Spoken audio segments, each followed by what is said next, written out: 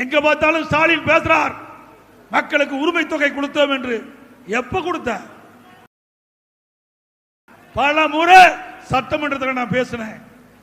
ஒரு முறை இருமுறை அல்ல, பல முறை எனக்கு வாய்ப்பு கிடைக்கின்ற பொழுதெல்லாம் தேர்தல் அறிக்கையிலே, திராவிட முன்னேற்ற கழக தேர்தல் அறிக்கையிலே கொடுக்கப்பட்ட வாக்குறுதி, குடும்ப பெண்களை ஏமாற்றி வாக்குகளை பெற்று ஆட்சிக்கு வந்த பிறகு நீங்க கொடுக்கப்பட்ட வாக்குறுதி மாதந்தோறும் பெண்களுக்கு 1000 ரூபாய் உரிமை தொகை கொடுக்க வேண்டும், கொடுப்பதற்காக வாக்குறுதி கொடுத்தீர்களே, ஏன் நிறைவேற்றவில்லை என்று தொடர்ந்து நாங்கள் வலியுறுத்தினோம். இங்க இருக்கின்ற சட்டமன்ற உறுப்பினர்கள் தொடர்ந்து சட்டமன்றத்தில் வலியுறுத்தினோம். அதிமுக பொதுக்கூட்டத்தில் எடுத்து சொன்னோம்.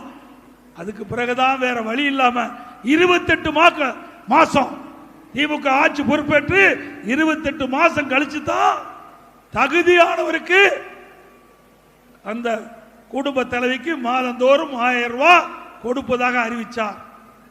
இப்போ மக்களிடத்தில் செல்வாக்கு போயிட்டு ஆட்சி போயிடணும் பயம்.